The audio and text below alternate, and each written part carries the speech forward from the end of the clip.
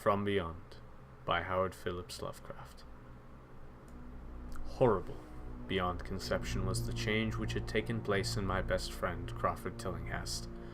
I had not seen him since that day, 2 months and a half before, when he told me towards what goal his physical and metaphysical researches were leading, when he had answered my odd and almost frightened remonstrances by driving me from his laboratory and his house in a burst of fanatical rage.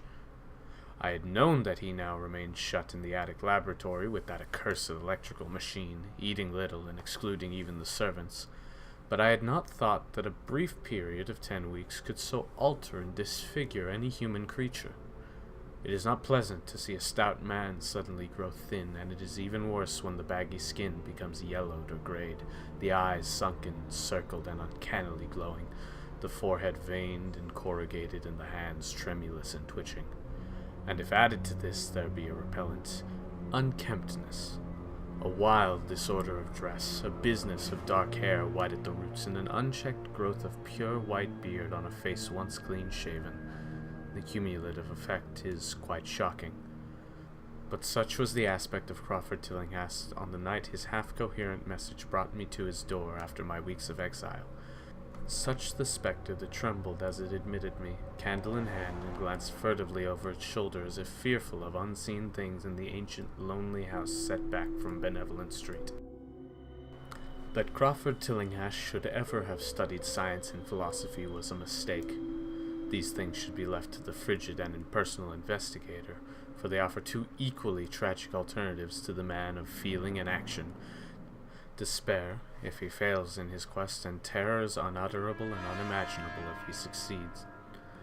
Tillinghast had once been the prey of failure, solitary and melancholy, but now I knew, with nauseating fears of my own, that he was the prey of success.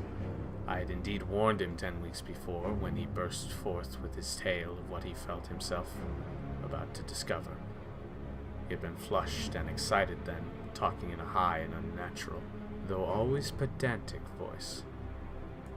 "What do we know," he said, "of the world and the universe about us? Our means of receiving impressions are absurdly few, and our notions of surrounding objects infinitely narrow. We see things only as we are constructed to see them, and can gain no idea of their absolute nature. With 5 feeble senses we pretend to comprehend the boundlessly complex cosmos, yet other beings with a wider, stronger, different range of senses might not only see very differently the things we see, but might see and study whole worlds of matter, energy, and life which lie close at hand, yet can never be detected with the senses we have. I have always believed that such strange, inaccessible worlds exist at our very elbows, and now I believe I have found a way to break down the barriers. I am not joking. Within 24 hours, that machine near the table will generate waves acting on an unrecognized sense organ that exists in us, atrophied and rudimentary vestiges. Those waves will open up to us many vistas known to men, and several unknown to anything we consider organic life. We shall see that at which dogs howl in the dark, and that at which cats prick up their ears after midnight. We shall see things, and other things which no breathing creature has yet seen. We shall overleap time, space, and dimensions, and without bodily motion peer to the bottom of creation." When Tillinghast said these things, I remonstrated, for I knew him well enough to be frightened rather than amused. But he was a frantic and drove me from the house. Now he is no less a fanatic, but his desire to speak had conquered his resentment, and he had written me imperatively in a hand I could scarcely recognize. As I entered the abode of the friend so suddenly metamorphosed to a shivering gargoyle, I became infected with the terror which seemed stalking in all the shadows.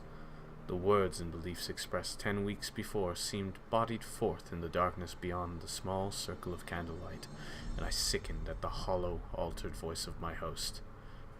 I wished the servants were about, and did not like it when he said they had all left 3 days previously.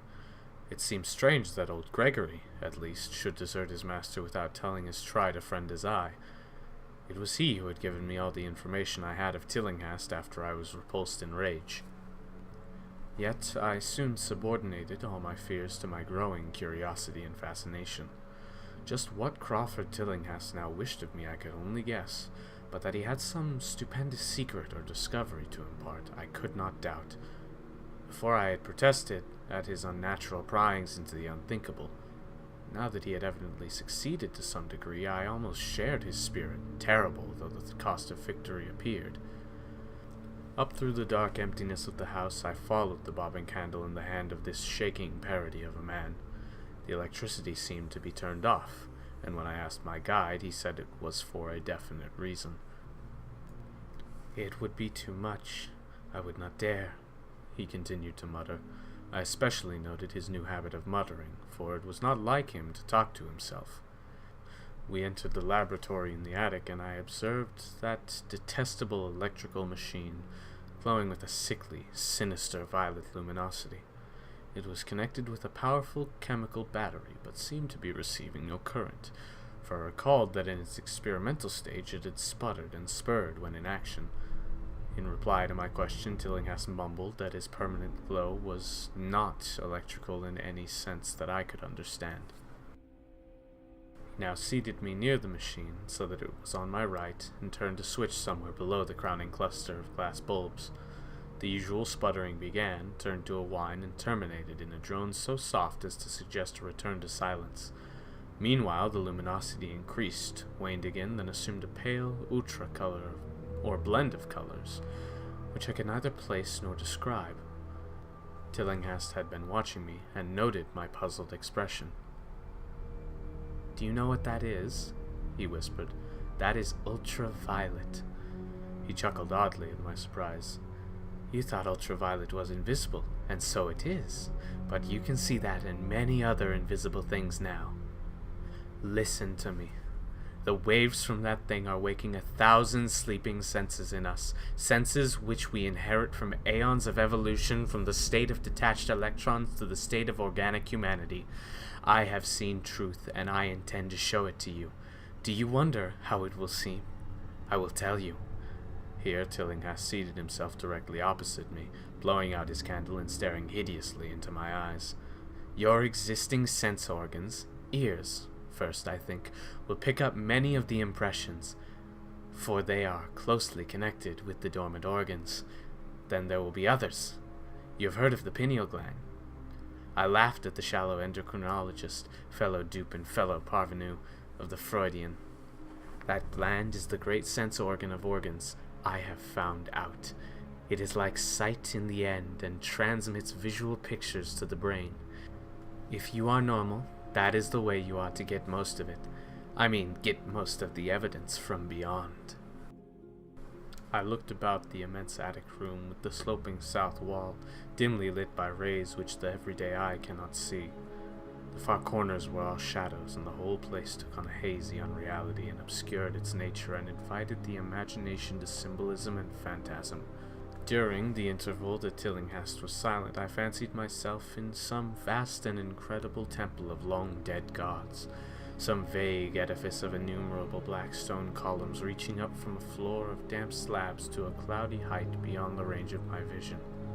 The picture was very vivid for a while, but gradually gave way to a more horrible conception, that of utter, absolute solitude in infinite, sightless, soundless space. There seemed to be a void, and nothing more, and I felt a childish fear which prompted me to draw from my hip pocket the revolver I always carried after dark since the night I was held up in East Providence.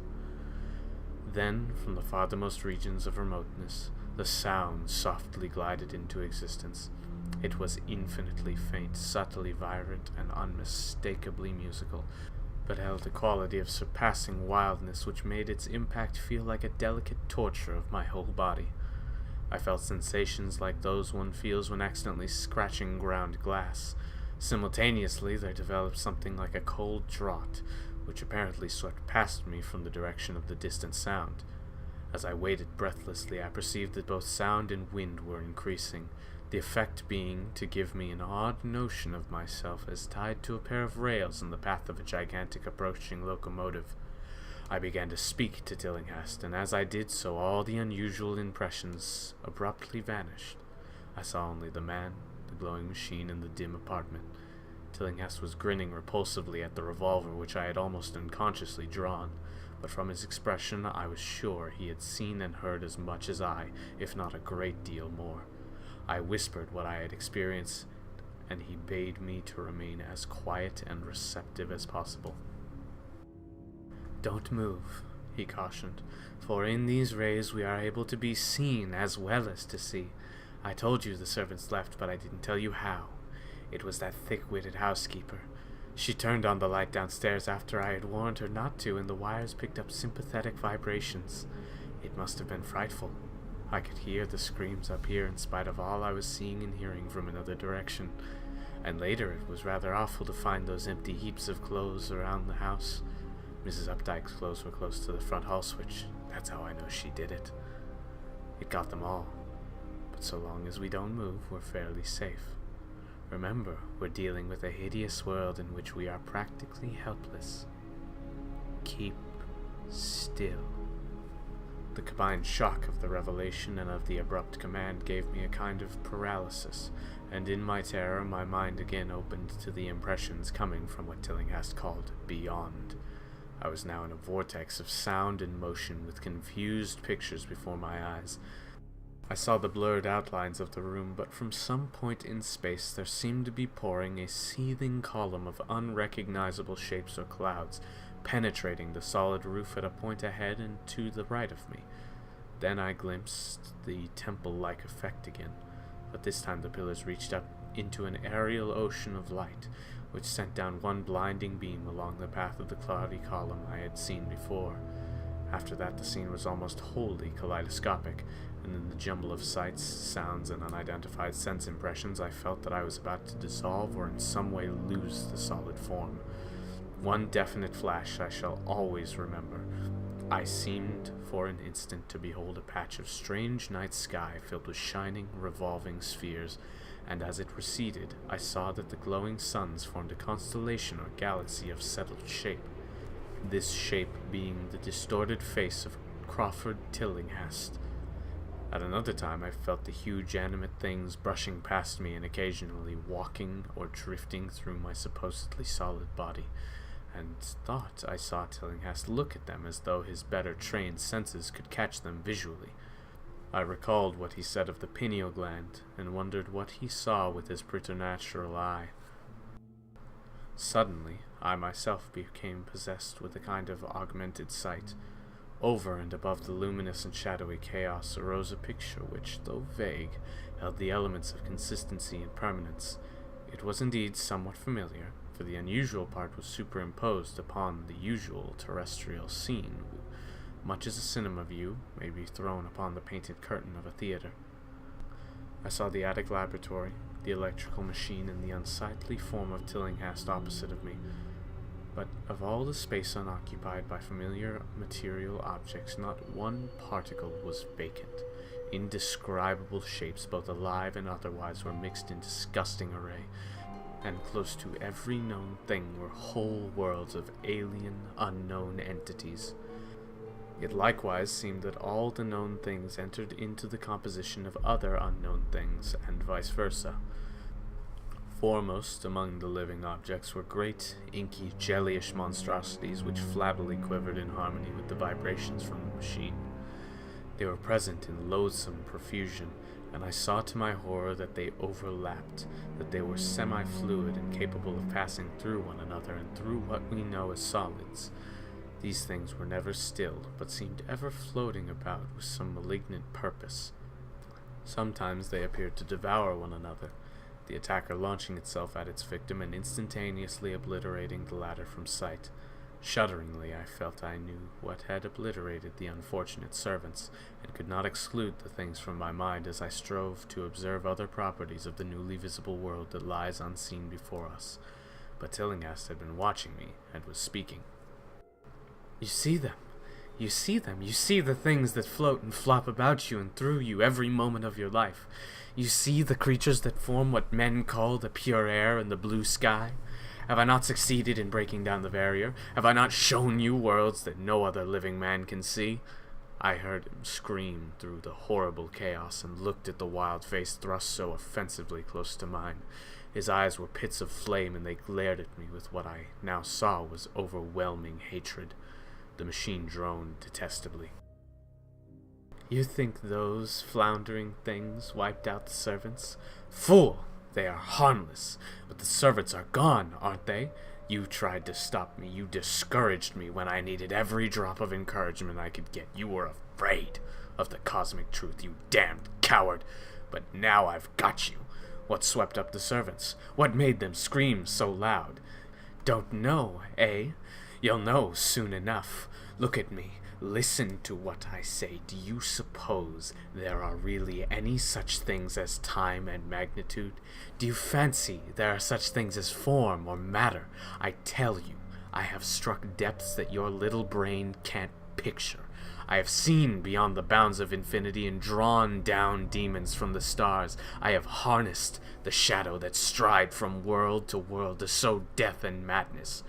Space belongs to me, do you hear? Things are hunting me now, the things that devour and dissolve, but I know how to elude them. It is you they will get, as they got the servants. Stirring, dear sir, I told you it was dangerous to move. I have saved you so far by telling you to keep still, saved you to see more sights and to listen to me. If you had moved, they would have been about you long ago. Don't worry, they won't hurt you. They didn't hurt the servants. It was seeing that made the poor devils scream so. My pets are not pretty, for they come out of places where aesthetic standards are very different. Disintegration is quite painless, I assure you, but I want you to see them. I almost saw them, but I knew how to stop. You are not curious? I knew you were no scientist. Trembling, eh? Trembling with anxiety to see the ultimate things I have discovered? Why don't you move then? Tired? Well, don't worry, my friend, for they are coming. Look! Look, curse you! Look! It's just over your left shoulder! What remains to be told is very brief, and may be familiar to you from the newspaper accounts. The police heard a shot in the old Tillinghast house and found us there, Tillinghast dead and me unconscious. They arrested me because the revolver was in my hand, but released me in 3 hours after they found it was apoplexy which had finished Tillinghast, and saw that my shot had been directed at the noxious machine which now lay hopelessly shattered on the laboratory floor. I did not tell very much of what I had seen, for I feared the coroner would be skeptical, but from the evasive outline I did give, the doctor told me that I had undoubtedly been hypnotized by the vindictive and homicidal madman. I wish I could believe that, doctor. It would help my shaky nerves if I could dismiss what I now have to think of the air and the sky about and above me. I never feel alone or comfortable, and a hideous sense of pursuit sometimes comes chillingly on me when I am weary. What prevents me from believing the doctor is this one simple fact, that the police never found the bodies of those servants whom they say Crawford Tillinghast murdered.